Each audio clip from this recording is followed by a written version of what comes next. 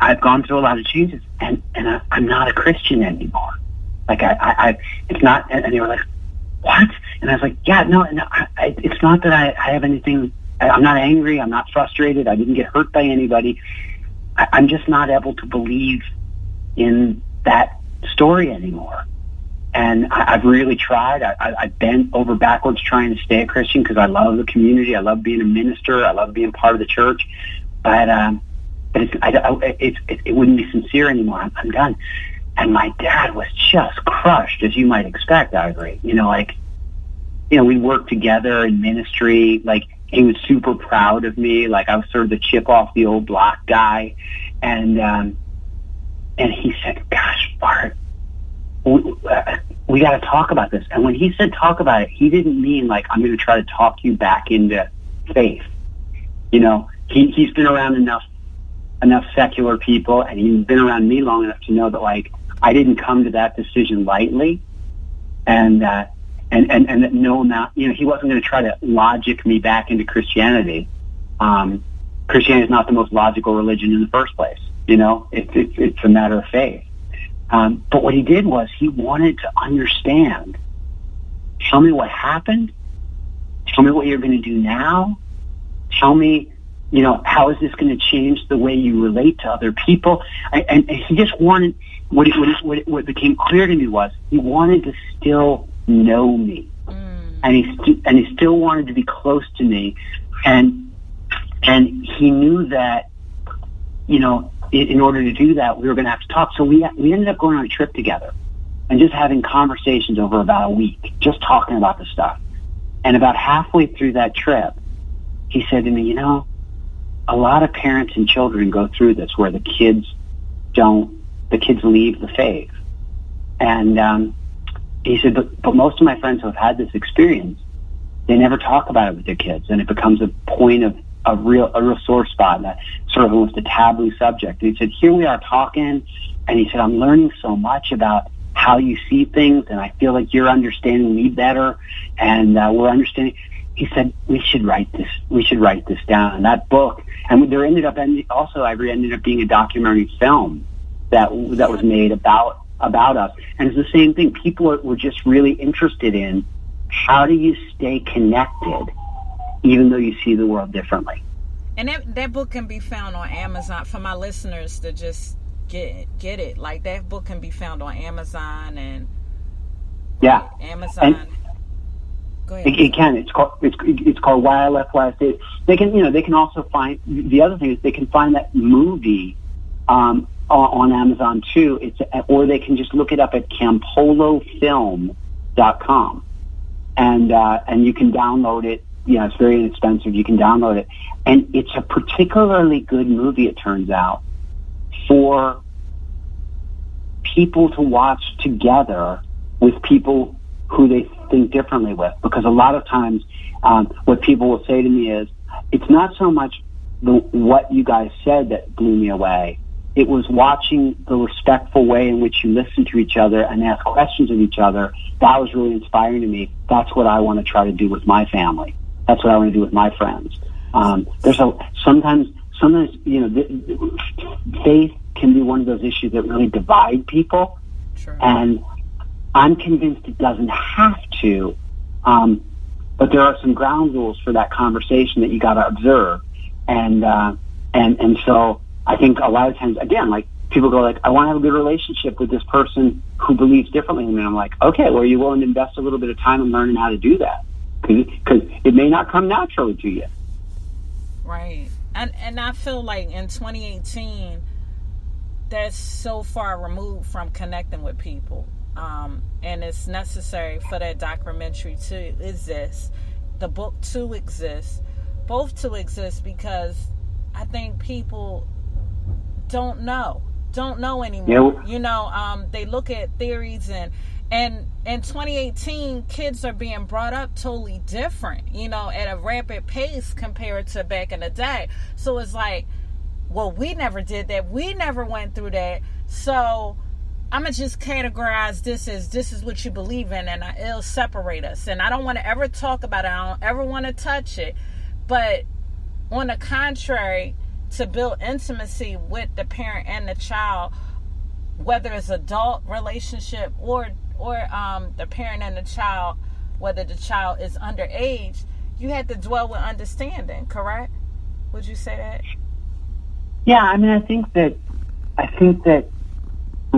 that's a recognizing that the world that your kid is growing up in is very different than the world that you grew up in. Mm-hmm. And recognizing that the messages, even if you just put it down to one simple factor of that most young people today are walking around with telephones in their pocket that are incredibly seductive and make them want to look at them all the time, and they feel like they're connected to people all the time, and they're always having to sort of portray themselves as having a good time. Like I didn't have a phone in my pocket as a kid growing up, and the technology and the way in which technology is shaping our relationships is so different now than it was even 10 or 15 years ago. That it's just really important to realize, like, the video games your kids are playing are a lot more intoxicating than the ones you played. Right. And so it's very easy as older people to go like, well, it was better when we were kids. There's all this stuff that's bad. And I go like, even if it is bad, Mike, I think the technology is, it's leading to a lot of really anxious, a lot of really depressed people. But like, it's here. And so if you want to have close relationships with younger people, you're going to have to, again, do some thinking, ask some questions. But, we don't tend to ask questions about people until we accept the fact that we don't already know. And sometimes people go like, I've known that kid since he was born. Like, I know him like the back of my hand. And no, you don't. No, you don't. And you're not going to know him unless you start out by accepting there's a lot here that I don't know yet. There's a lot of questions for me to ask. There's a lot for me to find out. Wow. How was your dad able to do that amazing thing of just like sitting back and... There's two things. I mean, one is I do think it's an extraordinary thing. My dad drives, you were with around. It's like he drives me crazy 8 ways to Sunday on a lot of ways. But boy, when it comes to that moment and that way of handling it, I'm just so amazed that he was able to kind of put his anxiety, it's embarrassing when your kid leaves the faith, put your embarrassment away. Oh gosh, yeah. You're telling everywhere he goes now, people, because I'm I'm a humanist chaplain. I've been written up in the New York Times, right. So like I'm well known. So everywhere he goes, people go like, oh, so your son left the faith, huh? Yeah, I guess you didn't pray enough with him when you were a kid, when you were kids, or like, they say if you raise a child in the right way, in the way you should go, when he's older, he will not depart from it. So like, I guess people will lay stuff on you. It's embarrassing. It's embarrassing when your kid's not walking with Jesus and you're Tony Campolo, or you're Mary Johnson, who's a deacon at the First Baptist Church. Like, it's embarrassing. And the other, but so I think the one thing is, it's really remarkable to be able to kind of put your own stuff to the side and really think, what does this kid need from me right now? That was one good thing. I think the other thing that made him able to do it is that he had come to a faith and a way of thinking about God and a belief system. He had studied. You know how Christians underline the verses that they like, yeah. and then they just ignore the ones they don't like. Right. He had come to the place where he underlined all the verses that suggest that God's grace is bigger than we could ever hope or expect or hope or even imagine. He underlined all the verses that suggested that perhaps God was able to save more people than we thought he could. He underlined all the verses that said that as in Adam all men fell, so in Christ all will be made alive. That every knee shall bow and every tongue confess. And he got himself to the place where he was like, I'm not worried about Bart burning in everlasting damnation because he doesn't believe in Jesus the way I do. Now, I don't think he's a universalist, and I don't think he thinks everybody's saved, but I think he has such an optimism about God's grace. That I think he's able to like go, like, Bart's a good man. He's faithful to his wife. He loves his children. He spends his life trying to help young people.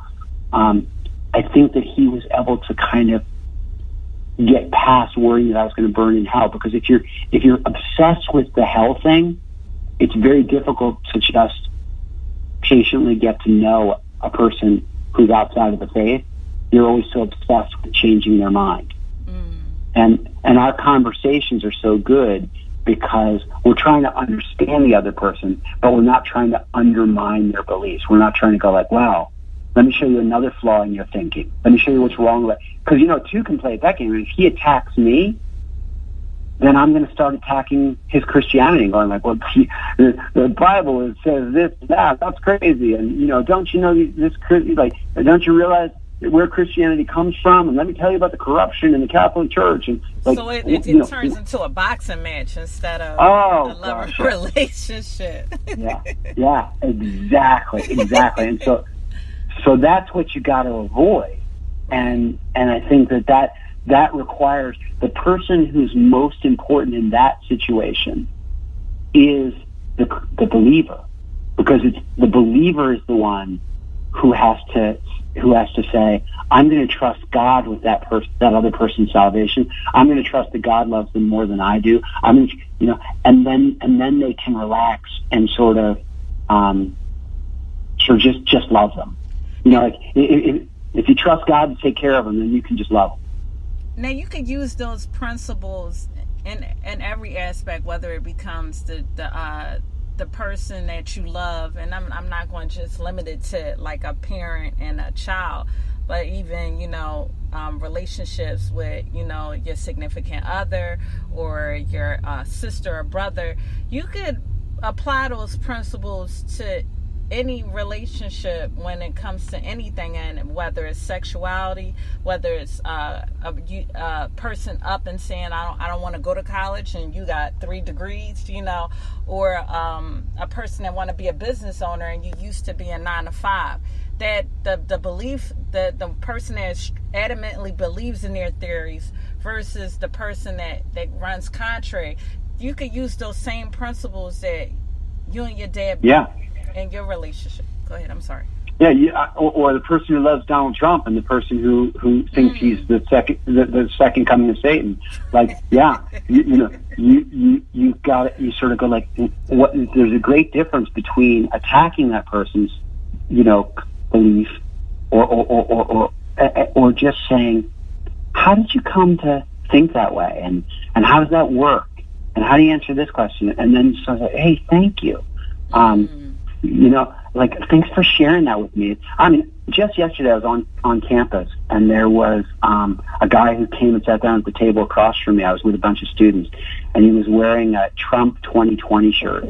Right. And these students were very, very much the kind of students that would not be wearing that shirt. And